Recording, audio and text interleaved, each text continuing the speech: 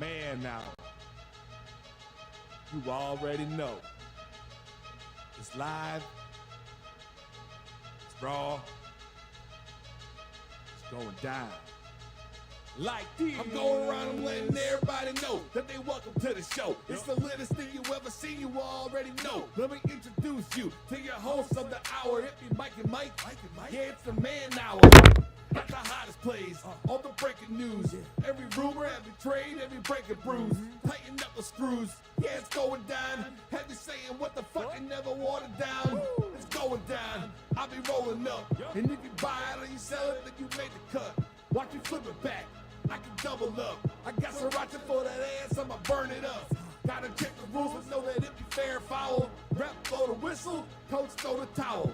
We can do this on the field or outside the lines. It's the Man Hour though, now we going live. And what is up, everybody? Michael Buckeister here with the Man Hour After Dark, episode 1, coming at you with my man, brother from another mother, Brandon effing Coombs. What's up, Coombs? What is going on, people?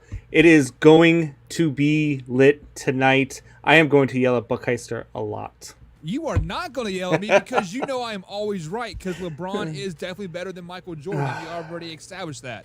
So, guys, if you are wondering what this Man Hour After Dark is, this is an extension of Triple Shot Sports, which Brandon Coombs is the host of Triple Shot Sports, and Mike and Mike Man Hour, which obviously I am the host of the Man Hour. And we've combined two gingers for After Dark to more live, raw, and uncut sports talk. So first things first, Brandon, tell the people about yourself. Where do you come from? What's your show all about? All that good stuff, man. Hey, so yeah, I mean, you catch us on Triple Shot Sports every Sunday, Tuesday, and Thursday. We are on there. We're about a lot of sports, about a lot of yelling at each other, jawing with one another, getting each other going, pushing buttons. I'm out of Chicago. I'm a big Chicago Cubs, Chicago Bears guy, as you can tell by the background and the shirt. No idea. But yeah, I mean, look, I am a passionate guy about sports, but I am more passionate about yelling at people about sports. So that's why I'm here, and that's what we're gonna do. Yeah, and obviously, guys, from the Man Hour here, we kind of really focus more about the NFL side of things. I'm a huge football fan, mainly a NFL fan, because college to me is really hard to follow, and because like things are consistently changing. Like you have new players every couple years, and it's really tough. But we do cover a little bit of college football as as well. But the NFL side is definitely my passion on the things here, and I know a lot about the NFL because I'm a very, very smart individual, much smarter than Brandon Coombs, because obviously he's a Bears fan. Obviously he's not very, very smart. But speaking of football here, we have been blessed with this season of downs, right? We've had injuries, we've had teams sucking, and there's a very good possibility that there will be a team from the NFC East that is going to make the playoffs with a losing record. A losing record that is not 8-8. I'm talking 7-9 and worse. So 7-9, 6-10, 5-11, and I believe I forget who it was, but it was some API said that they are projecting the Philadelphia Eagles to win the NFC East with the 6-10 record. Coombs, you have been on record many, many times saying that there should be no losing team to make the playoffs, especially in the NFL, right? Oh, yeah. With that being said, absolutely. How would you fix it? So it's almost like, it's almost like what baseball did this year, where they went with 8 teams, and you had your top 2 in the division and your 8. But you can't do that if you're trying to eliminate bad teams, because this year the NFC East, the winner of that division is going to be either 6-10 or 7-9. There's no way the Cowboys are going to go on a big run, especially now without Dak Prescott. Their season's hanging on a leg. See what I did there? But no, you can't. You're going to get those teams out there, and you can't do that. So what you do is you pick it in the AFC, NFC like you do now, but you just do top 8. You do like the NHL does. You go by points as opposed to divisions, or at least what they used to do. You just take your top 8, and that's what it should be. There's no way you're going to tell me that you're going to have let's say New Orleans Saints or Tampa Bay Buccaneers or one of those teams that's going to end up being like 11-5 or 12-4 and make the playoffs, and they're going to have to go on the road to Dallas or to Philadelphia and play in January. when against a team that was 6-10 or 7-9. That's a joke. The NFL absolutely needs to fix it. It's absolutely a joke. That is not a joke. I mean, it is not their fault that they are in a division where just all the teams are below 500. But it is their fault that they don't win games. You're 6-10. It doesn't matter if your division's down or not. You're 6-10. So you're not only was your division down, but you couldn't even really beat them because you had 6 wins, or you took advantage of a weak division, and those were the only 6 games you won. You couldn't beat the rest of the league. So you've already proven that you don't belong in with the rest of the league. It's stupid. It is not stupid because we see teams year in and year out that are 11-5, and they are a wild card seed because they're in the same division as the Kansas City Chiefs, and they are a 12-4 team. So right. You see it. So I mean, there is it doesn't matter if your division is really good or really bad. As long as you win the division, you have every right to have a. So what about those teams? What about those teams that are left out in the cold who were 8-8 or 9-6, but they don't make it into the playoffs, even though they're 8-8, 9-6, and they're better than the every team in that division, and they get left out of the playoffs? It's not luck of the draw. It's the way that it's designed. It's a flaw in the system. That's not luck of the draw. It's a flaw. Well, this is a really an outlier because let's be honest, the Cowboys are an habitual 8-8 team. They are very rarely this bad moving forward. So I mean, and to be honest, in the 2020 season, I think they'll be perfectly fine. Anyways, they'll finish out the season 8-8, 9-7 because Andy Dalton is going to lead them to the promised land. But when you say they should do it like the NHL. So what is the point of the divisions then? I mean, what is the point of having all these rivalries of these divisions if you just want to? I'm fine if you don't go with divisions. Just break it into AFC and NFC. The baseball did it for how long? Baseball was just American League and National League, and what they did was they used to, before they expanded their playoffs, they just took the top 2 from you had the American League and National League. You had the top 2 teams in each league, and they would go at it in the championship series, then go to the World Series. And then he expanded it, and now they have what they have now. But you can't, especially in the NFL, where it's only a 16-game season, and you say that this means so much. That's why you keep it a short season, is because you want the regular season to mean something. Right. But then you want the regular season to mean something. You're going to let a 6-10 team go to the playoffs while a 9-7 or a 10-6 team sits at home. That's garbage. It is not garbage because when you win the division, you are proving that you are better than 3 other teams in your division. Some 4. But hey, when you get to the division and you win it, you get to the playoffs and you have earned something. You have earned a division win. You definitely deserve a home playoff game. No ifs, ands, or buts about it. I mean, what you're saying, I see what you're saying. Yes, I mean, it's it sucks that the 7-9 Seahawks beat the 13-3 New Orleans Saints back in 2009 or whatever it was. That sucks. Yes, it is going to suck when the 6-10 Cowboys are a 4th seed in the NFC playoffs and they beat the Buccaneers in the first round as a 5th. It's not happening with Andy Dalton at the helm. It is. I mean, it is what it is. I mean, it is it sucks, but I do not like your top 8 teams from each D. They absolutely division. Need to go that way, especially in the NFL.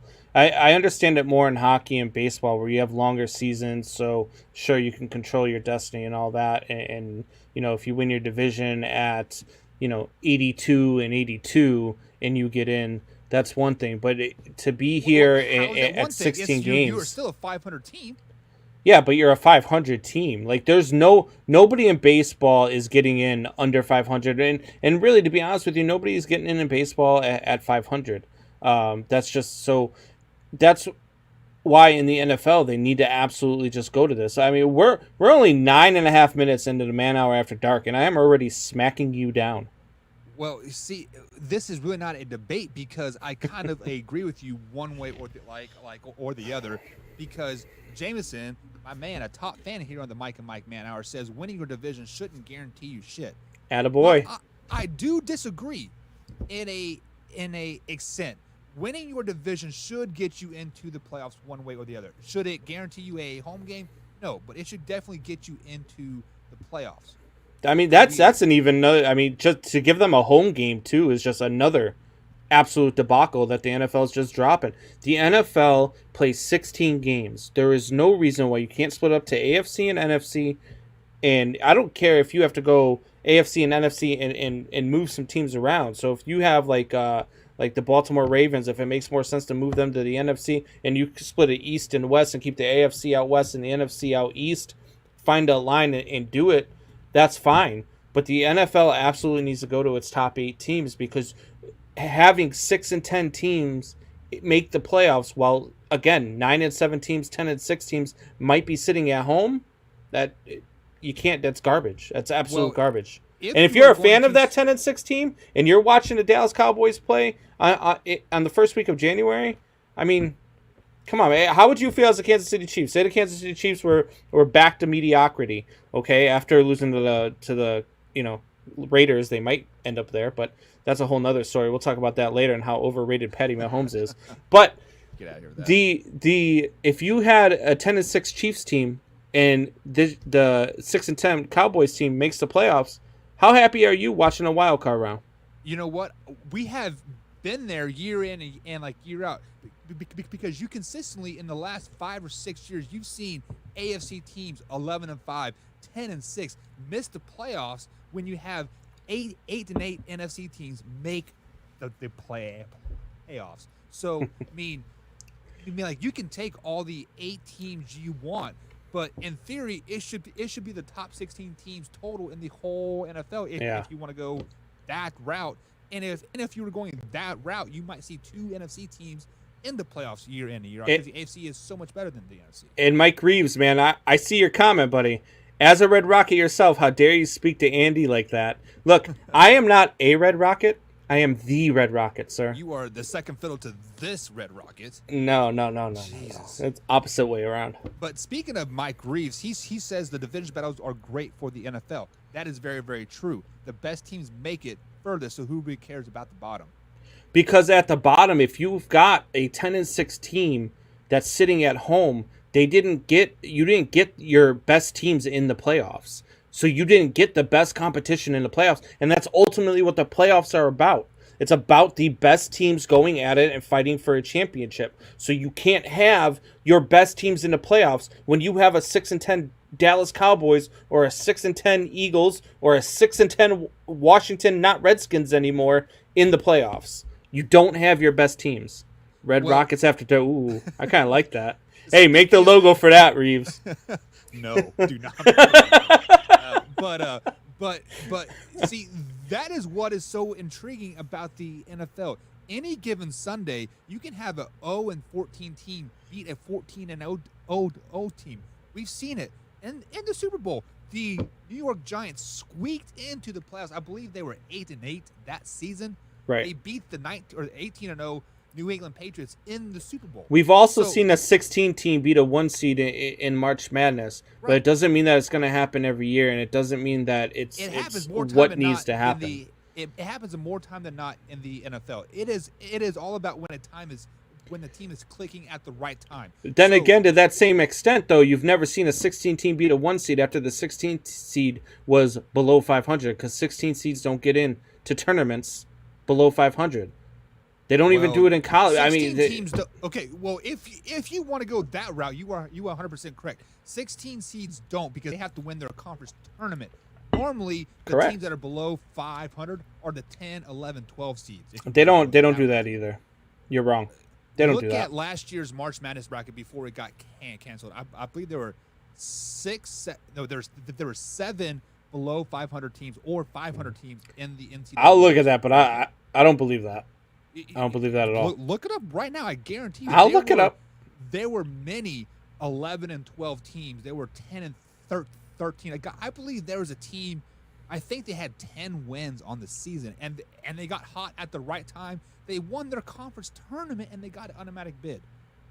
So if you want to go that route, I mean, just clear off all mediocrity across all forms of the aspect. So if you are a 500 team on any sport, sorry, you can't have any postseason to turn and play. So how about NFL goes to this then? If you want to go that route, how about you go NFL goes to this? You play 12 games and then you run a 4-game interdivision tournament to get into the damn playoffs. How about that?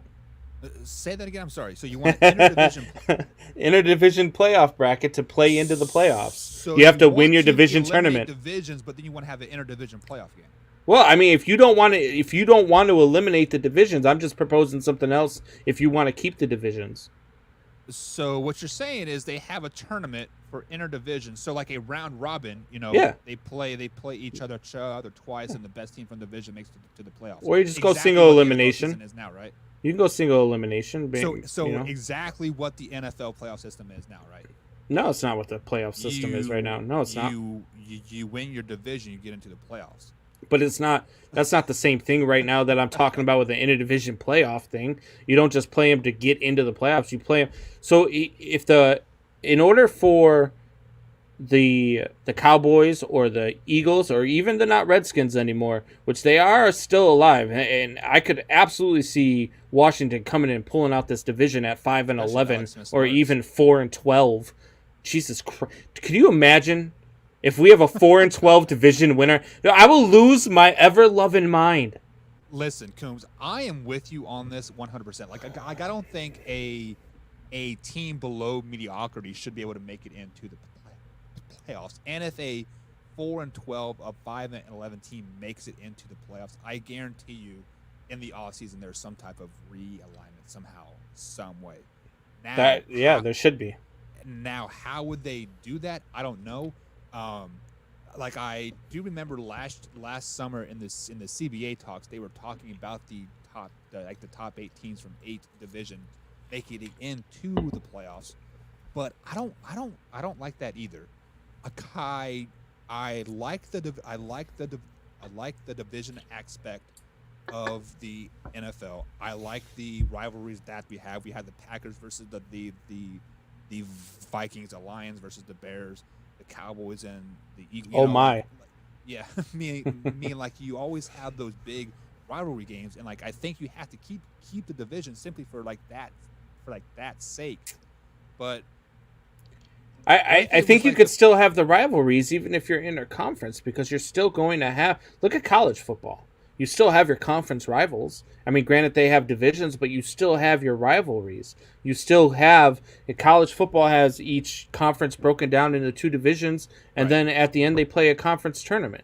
That's what they do, or a conference championship. I mean, so it's basically the same thing that I'm talking about now, but just in the pros, and I don't see a problem with it. I do think, obviously the college system is a totally different conversation, but I think the NFL needs to absolutely look at just having 2 conferences and your top 8. Hell, even if you want to make it your top 10, let's have 20 teams in the freaking playoffs. I mean, if you're going to let 6 and 10 teams in, makes it to the postseason. Yeah, if you're going to let 6 and 10 teams in, let's just start it all. Let's just have a freaking 17-game tournament and then the Super Bowl, So Jameson has been chomping at the bits on this, and he says they desperately need to realign if they restick to the divisions. And he has posted the same thing four times here, James, and we see it. Here. There we go. Oh. Put it up on the screen here. Jesus. Check out this out. Wait, what did it say? I lost it. Oh, there you go. Buck and Combs NFL Division Realignment. Northeast, Pats, Bills, Giants, Jets, South. No, I don't want division. I don't want divisions. AFC, NFC. That's all you need. But let's say they were to realign the divisions in the NFL, right? Like we are still going to have the 8 divisions, 4 in the NFC, 4 in the AFC.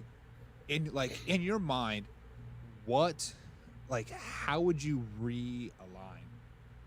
There you go, Tim. I'm doing twice. I just saw that. You do kind of look like you're in a freaking bomb shelter. Yeah. So Cindy makes me go out into the garage because like we have like a kind of a small house, like we're transitioning into a larger house still. Yeah. Like boxes everywhere and stuff like that. So I've been put like into the garage in this little corner here. I'm trying to make it like my home, you know. So there you go. but so yeah. So let's quickly realign the divisions. Okay. How would you make the divisions more competitive? Would you I do it think more that by the divisions. region, or- Yeah, I think the divisions are just fine competitively. I think the only division that hasn't really been competitive over the last, I don't know, 20 years has been the AFC East. I think that out of every other division, nobody's really dominated, obviously, the way that the Patriots have dominated their division. Right. No other team has really done that. So I don't think that there's not competitive balance in divisions, because there is. But when you have years, and you have one every year where you have a division that has a down year, you can't allow you can't reward those divisions for bad play. You know, it's like I mean, you're a dad, I'm a dad.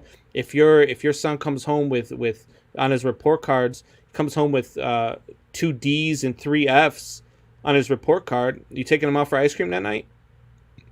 Well, it depends if his well, if everybody else in the class has all F's, you're like, okay, well, you got 3 D's, so let's go. I mean, because that's what you're doing with these divisions. Right. So, I mean, like, the one thing I would like to see is, like, more of, like, a regionally sound division. Yeah. You know, because if you... Let's take the AFC West for example. You have the Chiefs, the Broncos, the Raiders, and the Chargers. Boy, the Raiders looked good yesterday. Yeah, they did. Yes, they are all technically in the West, but you are traveling from Kansas City to LA. I mean, like on a plane, you're looking at what, 7 hours, like 8-hour trip. I mean, it's just yep. ridiculous. So, I mean, definitely, you know, kind of compact the divisions alike a little bit. You know, just do it by yep. the region. Much, I mean, pretty much what like Jameson said was spot on. So here in the NFC East, he had the Patriots, Bills, Giants, and Jets. I mean, yeah, I mean, they're all right there. It makes perfect sense. And then the South, he has the Falcons, Dolphins, Jaguars, and Bucks.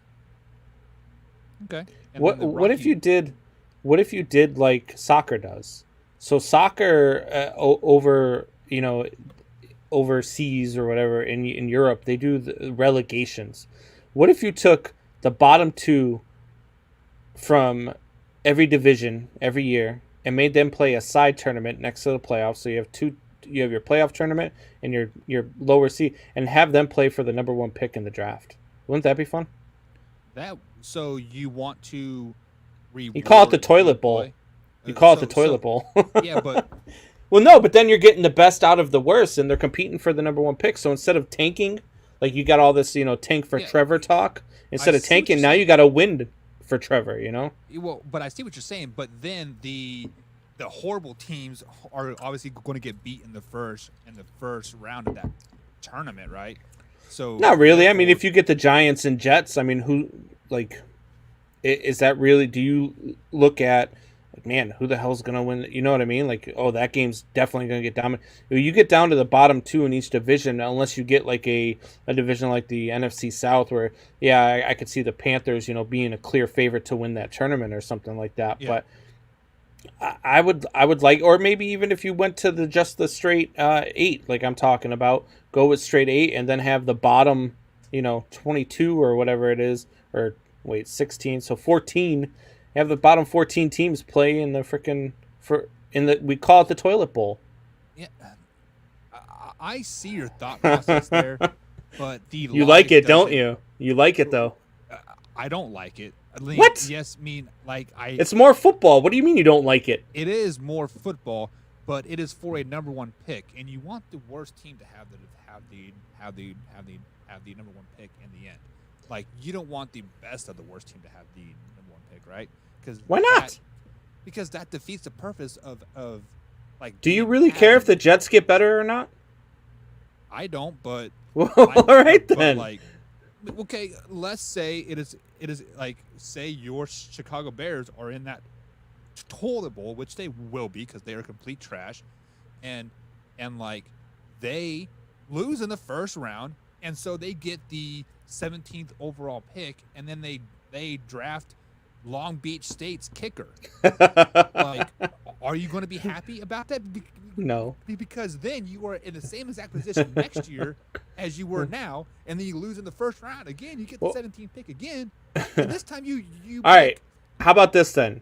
Instead of the toilet bowl tournament, how about this? You go to actual relegation, and you send the Jets and the Giants back down to play college ball, and you bring up Alabama and LSU, and let them play. That would make perfect sense, but Alabama sucks and LSU sucks. Well, hey, I mean, Alabama's constantly better than the best NFL team, or worst NFL team, I should say. Really? Yeah, I think a couple years ago, I think they could have beat the Cleveland Browns for sure. I don't know, man. Like, you are still looking at college talent, 17, 18-year-old kids versus grown-ass men. So yeah, but a lot of these grown-ass men that are playing are only 2 or 3 years out of college. It's not like, it's not like you're sitting there. It's not like every team is comprised of 30-year-old talent. You're right. You got these guys. I mean, and these guys some of these guys who are playing college ball are 22, 23 years old themselves. So I see what you're saying, but there's you can take the best Alabama team. Like, I don't know, I gotta watch Alabama football that much. But what year did they win the last national championship? Was it 2017? 2 years ago, 2018, I believe. Yeah. So let's say they take that 2018 team with Tua, like he was on there. Who else was on there? There's Tua. You had Ridley. You had right. I mean, they were stacked. Yeah, you take them and put them Judy. against the Cleveland Browns that same year. I think the Cleveland Browns win 9 out of 10. No way. 10 times. I don't see that at all. So let me ask you this: so you say that you got guys that are you got guys going up against grown men. Well, everybody believes that Trevor Lawrence is going to come into the league and he's going to start next year. So if you've got a guy like Trevor Lawrence coming in to start next year, so he's ready for the NFL. So let's see it. Yeah, but he might be ready for the NFL, but the rest of the players around him are not ready for the NFL. Tell me you wouldn't like to see that, though. I mean, relegation, or even if you're going to go to relegation, make them play the best at the 2 teams from the college championship playoff. Have them play the top 2 teams in that playoff, and if they can beat them, then they stay in the NFL, and if they don't, then you gotta. I don't know. You got to sit out a year or something. Well, I wouldn't mind seeing the Jets sit out a couple of years, or the Washington Redskins anymore. So we did this in professional paintball. Meaning, like, of course, there's 4 divisions. So there's professional paintball. Yeah, I did it for like 9 years. It was actually a lot of fun. I got to travel the world, meet a lot of weird people, and listen to a lot of dumb stuff. Is that how you got the stutter? You got pelted with paintballs? Actually, I was deep. No. Cut the line right there. No. But in paintball, they had that rule at the end of each season. The 2 bottom teams from the professional drop down to Division 1. Top 2 teams in Division 1 jump up to the pros, and so on and so forth. Now the XFL is they're making the XFL is the next greatest thing, yada yada yada. Hey, Dwayne Johnson at the helm. It's not going to be horrible. I can tell you that. Well, I mean, that man's not going to put his name on it if it's going to be awful. Yeah, I mean, you are 100% correct. Like on that, like he is going to put all of his money into it and probably lose it. But but if you really want to do that, why not take a league like the XFL and play it on Saturdays in the middle of football season? And then at the end of the year, have the best 2 teams from the XFL drop, that type of thing. Hey, I'm all for it. And that's the thing, too. I mean, that's a perfect partnership for The Rock because he went in with his ex-wife, and she gets alimony. So she ain't going to let him lose all his money. So they're going to work their asses off, and they're going to make that thing work. Right. Yeah, but yeah, the problem with the NFL is, like, there's so much parity now still. Yeah. I mean, like, yeah. Even, like, so... Let's be in agreement here in 2020. The Jets or the Giants are the worst team. Who do you think is is worse? You got the Jets. You got the Giants. So you take the Giants and put them against the Kansas City Chiefs. this week, arguably one of the best teams in the NFL. I'd take Kansas City minus 72. That's a lie, because we saw that the Kansas City Chiefs always play down to the competition. Yeah, they do. But you are still professional athletes. Like there is going to be no blowouts. There is going to be no 66-0 score at like halftime. Right. Just like that's just not going to happen. So, I mean, the NFL is pretty set at the end of the year. At the end of the day. So, guys, let's go ahead and take a quick little break. On the other side of the break, Coombs says Patrick Mahomes is overrated. I'm going to give you a chance, Coombs, to tell me why Patrick Mahomes is overrated, and then I'm going to tell you exactly why he's not overrated. Guys, this is the Man Hour After Dark. We'll be right back right after this.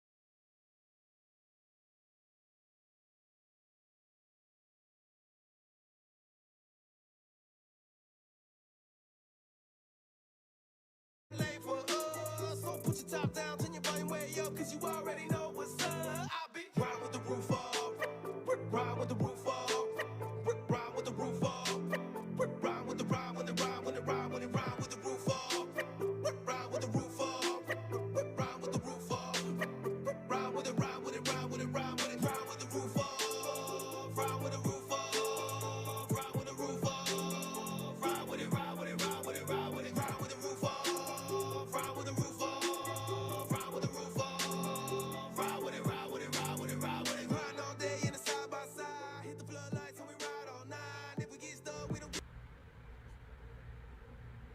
Welcome back to the Man Hour.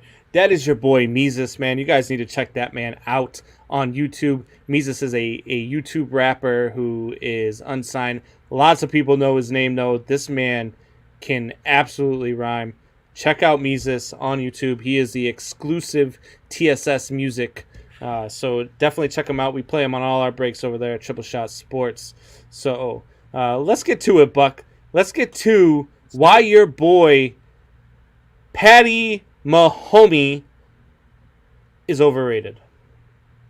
So, look, when you've got all of these weapons, and look, when I say overrated, I don't mean that he's garbage, because he's not. Look, Patrick Mahomes is the real deal. Patrick Mahomes is an NFL quarterback. Patrick Mahomes can absolutely sling the ball, and the kid knows how to win ball games, for sure.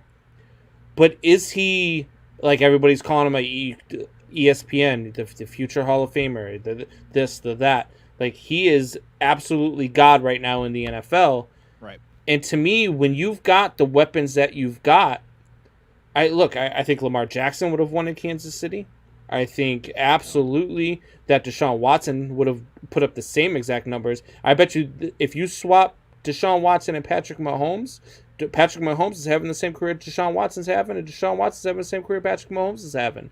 Because he got put into a system and was given weapons, was given the perfect coaching staff, was given everything was handed to him. So when you give a guy that, you're going to put up those numbers. You're going to succeed. You're going to do the things that he does. And kudos to him for putting up the numbers with what he's been given. Absolutely. But is he everything that the NFL makes him out to be? I don't think so. I think he's a little overrated. So you can say what you want. So I agree with you. When you have weapons around you, it is easy to be great. When you have a great coaching staff around you, or a play caller like what Kansas City has, it is quote easy to be great. But at the same time, Patrick Mahomes makes the players around him elevate. So are you telling me if you put Tyreek Hill on the Baltimore Ravens right now with Lamar Jackson, Tyreek Hill is arguably a top 5 receiver in the NFL? The answer to that question is no, because Lamar If you Jackson put cannot throw the Tyreek ball Hill, down. no, not if you put Tyreek Hill on the Ravens. If you put Lamar Jackson on the Kansas City Chiefs, because now you're switching it around and you're trying to use this little trickery, an argument on you've got more weapons than just Tyreek Hill. Okay, You've got your Kelsey. You've got who's the you other have the wide whole receiver receiver there? core. You have Yeah. Hardman. You have Sammy Sammy Watkins. Which I believe is hurt. You have, That offensive line is really, Aaron really Pringle, good. The defense which is they're pretty injury damn prone too, good. So look, I'm just saying, just if you saying- take him and put him in that system, they absolutely win. So you are saying that you put Lamar Jackson on the Kansas City Chiefs, they are the same exact team as they are now. The Absolutely. answer to that question is absolutely not, because you literally have to change your whole offensive scheme to be able to fit I Lamar actually think Jackson. that they're better with Lamar Jackson than they are with Why? Patrick Mahomes, You because have Lamar no Jackson threat down can. the field. There's no reason to use your speed. You have plenty of threats down the field, and then You you're have adding threats down now. the field, but Lamar Jackson can't throw the ball down the field. Yes, that he far can. laterally. You're out of your. You way underestimate Lamar Jackson's arm. Lamar Jackson's arm talent is very good. His When- arm strength is very good. Show me his accuracy rating. Over 15 yards, he is less than 50%. How many of that are drop passes? I've seen a lot of matter. his. It's still I. below What do you 50%. mean it doesn't matter? How does that not matter? How does it? I hate when people say it doesn't matter. When you talk about a guy's like interceptions, like I watched.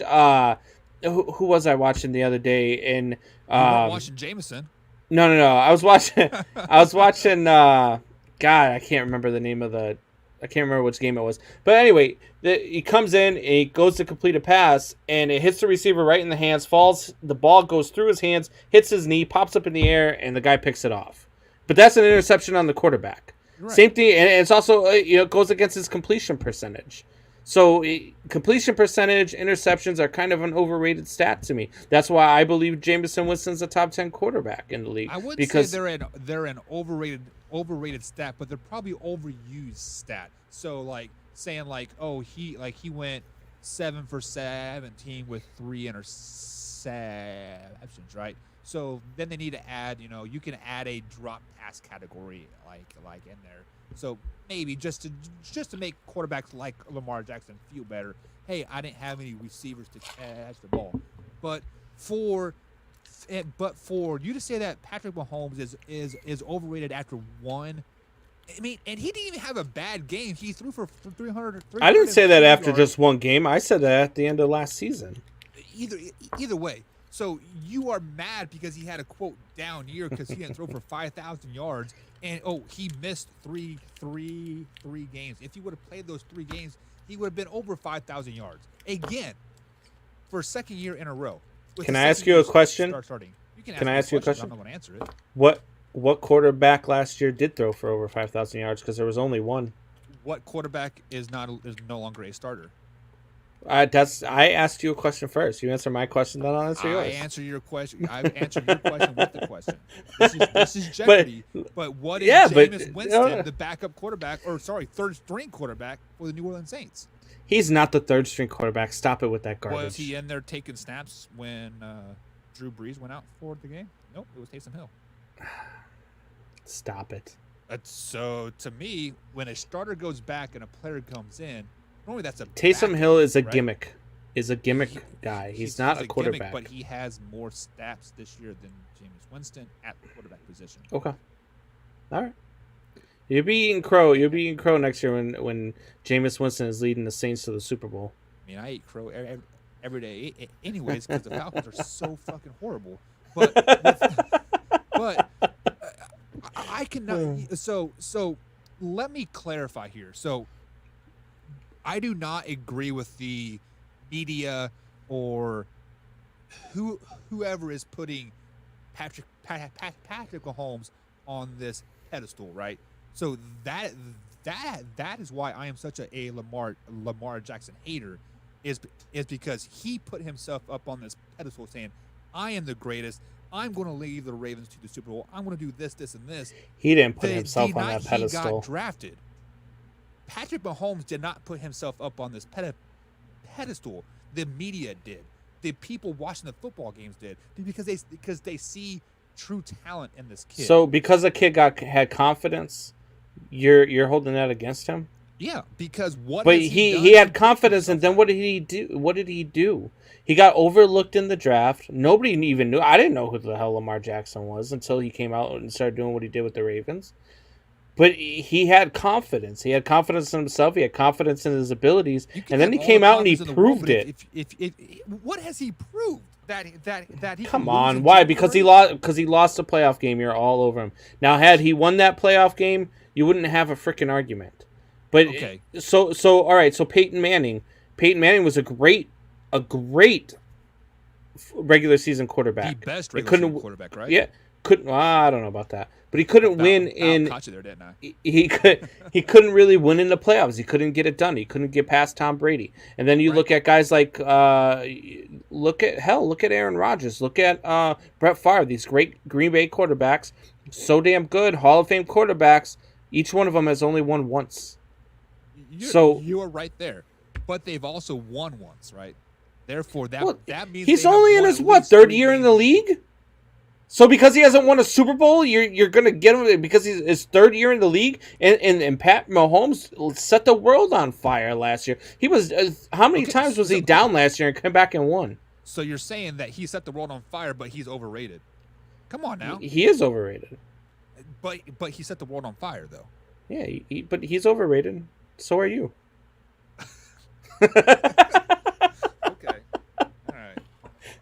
That's why you need me, right? But whatever. But I mean, for like, what am I trying to say here? Let me collect my thoughts and just you know. I need you because I can't beat down anybody like I beat you down.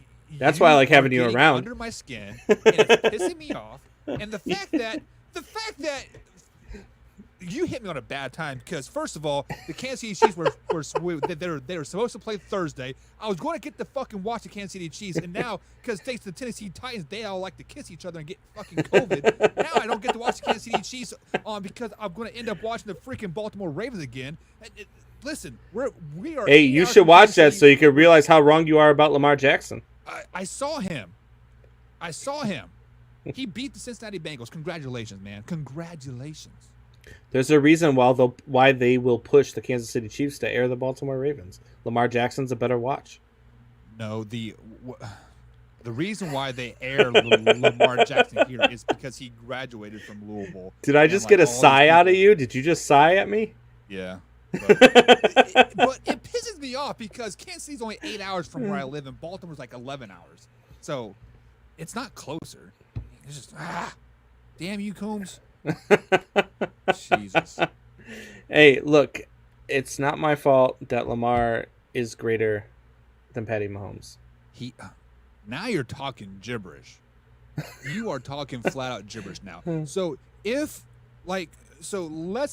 kind of keep it underneath the younger generation quarterbacks. Like I'm not talking Tom Brady, Drew Brees, Aaron Rodgers, those boys, right? Right. I mean, Lamar Jackson isn't even top 5 in the younger class of generation of quarterbacks.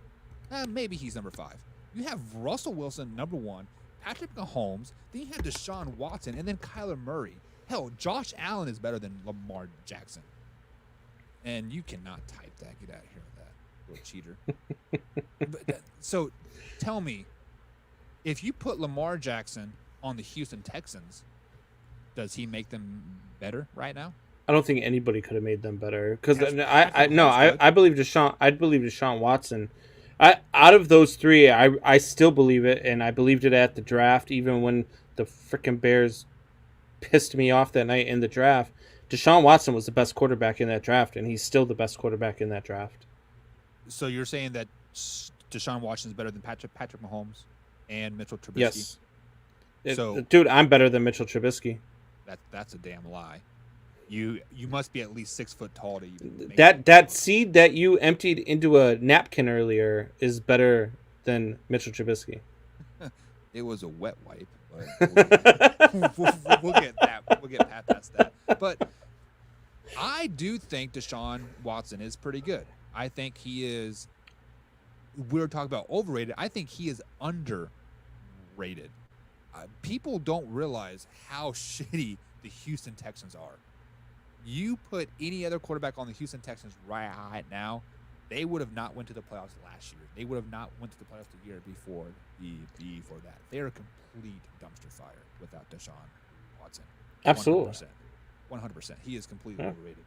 And Jameson says Taysom Hill is a joke. Why is he a joke? I mean, Coombs, you don't really like Taysom Hill, right? No, Taysom Hill is overrated. He's a gimmick guy. That's what he does. So no, Taysom Hill is a guy. If you need to run a quarterback sneak or anything like that, it is, I mean, it's just we're gonna have a battle here. and you put it backwards, by the way. I did it on purpose. I did it on purpose. Since we are on the all ALLACCESS network here. Yeah. That thing. That one. That's the network we're on. Yeah. The All Access Sports Network. All Access Sports Network. AllAccessSportsNetwork.com. Hey, look, check us out on allaccessportsnetwork.com. Check out the TSS Facebook page. Check out the Man Hour Facebook page. Check out the YouTube pages, most importantly, and click subscribe. The Triple Shot Sports Podcast. We are so close to 100. We've been trying to get to 100 for a while. So close to 100 subscribers. I think when I last looked at it, we were at like 87. So let's get to 100 so we get that URL going so we're easier to find on YouTube, please. There we go, guys. Man Hour After Dark every Monday through Thursday, 10 p.m. East Coast time, 9 p.m. Central, 8 p.m. Mountain, 7 p.m. What's that? West Coast time? That would put 5 o'clock Hawaiian, right? Something like that, yeah. So whatever, guys. See you tomorrow. We have special guests on tomorrow, possibly a Ohio State commit from the FC. We'll be right. I got you that flustered? Yeah, fuck you.